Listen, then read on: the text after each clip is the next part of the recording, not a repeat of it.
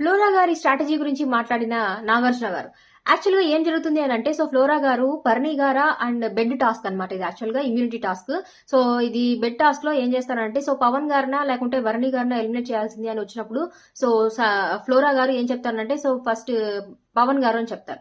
ఇక్కడ డెసిషన్ యాక్చువల్‌గా నేను ఆల్రెడీ నా రివ్యూ వీడియోలో నేను మెన్షన్ చేసిన పాయింట్ ఏంటిది అని అంటే, అక్కడ పవన్ గారు ఉన్నారు అని అంటే, సో రీతు గారే లాస్ట్ వరకు ఉండి విన్ అయ్యే ఛాన్సెస్ ఎక్కువ ఉన్నాయి కాబట్టి, సో అక్కడ ఆవిడ ఓన్ డెసిషన్ తీసేసుకొని, సో పవన్ గారిని ఛాన్స్ వచ్చింది కాబట్టి పవన్ గారిని ఎలిమినేట్ చేశారు అని చెప్పేసి. సో ఇదే పాయింట్ అయితే నాగార్జున గారు ఇవాళ ఎపిసోడ్ లో మెన్షన్ చేసి అడిగారు, ఇది ఫ్లోరా, ఇది మీ స్ట్రాటజీనా అని చెప్పి.